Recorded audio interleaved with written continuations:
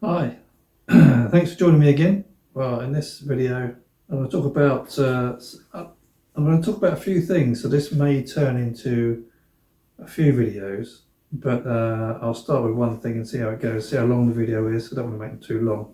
See how it goes. So several subjects, and the first one I wanted to talk about today is regarding a kind of vision that I had while I was. It was in a dream. It was a dream, but I think I was given information, basically, by some beings. What happened was, in this dream, I was in space, deep space. And basically, I just started being like in deep space. And in front of me were these three beings. And they weren't like you or me. I'll put some drawings up and some AI pictures that I've made in order to try and get across what I saw and what I understood from it. And these three beings, I sort of was floating towards them, if you like, in deep space. And these three beings, they weren't like, I wouldn't say they were physical, partially physical. They're very strange. It was like they were made of bluish white light.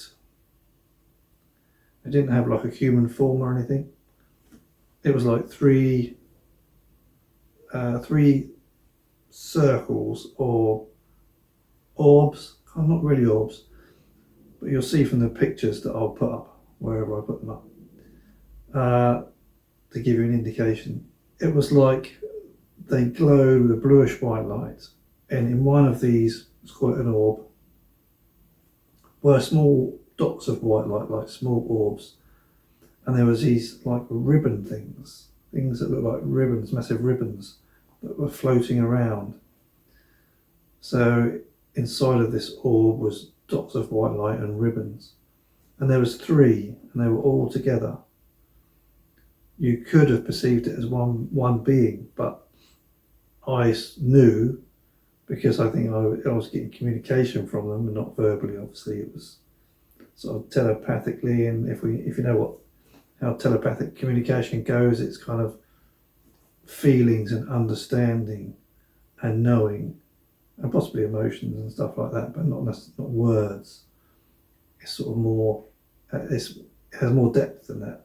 So I knew these were three beings, and they were all the same. I would say they're all like three, but round, had a kind of a round form, and they all had these dots of orbs and these like ribbons that were sort of in them, but they were these ribbons were like flowing between all three of them, like they were sort of could be like interconnected. So it was like there were three separate beings, but they were kind of connected as well in a way. And they were there. And I had this really nice, friendly feeling from them.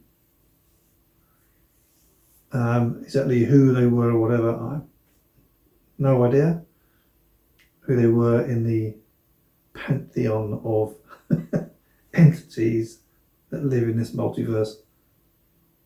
Who knows? Clearly, they're not really physical, but they were in space. So whether they normally live in space, or they were just appearing to me in space because they wanted to get across a message. So that's actually quite likely, thinking about it now. They may live in space like that, but I think they had a reason for being in like deep space. And so I had this friendly feeling from them as I was sort of floating towards them, whatever. And what kind of size were they? I would say they were massive, absolutely massive. Were they planet-sized? I couldn't say really. Don't know, don't think so. You can only go with feelings, but I think they were absolutely massive. You know, they could be, at the minimum, I would say they were like, house-sized. Each one was like a house-sized being. Could be bigger, or around that area. And the message they were giving me was about life and space. And so they gave me a vision. And what I saw from them was my vision.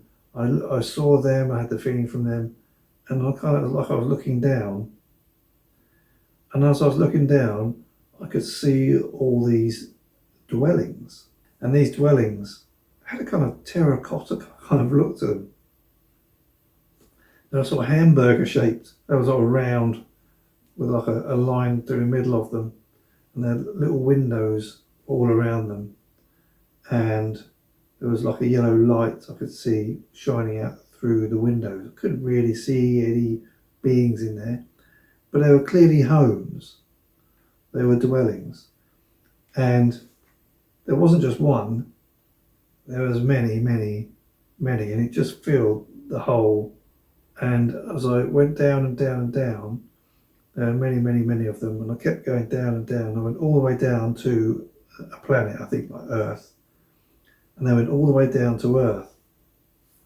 So from deep space to Earth were dwellings where beings lived. And basically what they were telling me, as I was understanding what they were trying to tell me, was that all of space is full of life. There is nowhere that doesn't have life. So we have, scientists saying, oh, are we the only intelligent life in the universe? Although our planet is cram-packed with life, from atmosphere down deep into the earth, everything's got life in it, hasn't it? There's not a millimetre or anything that hasn't got some sort of small amount of life in it. And so it's ridiculous to think that all this life is just cram-packed in one place in a massive multiverse. When you think about it with a modern head on, it's completely ridiculous. But anyway, they were telling me that all of space that we're led to believe, is like empty space, is not empty. That in fact, everywhere, this is what's given, everywhere, everything is life. Life is cram-packed in the whole of the universe and the multiverse, I suspect. It's the same thing. It's cram-packed. And that's what it was telling me, right from up there in deep space, right down to the planet that we're on now, on Earth. Cram-packed. Life is absolutely everywhere. All sorts of, things you can think of regarding that, and how we go up into space and pollute space with our space junk, just as we pollute the Earth with junk.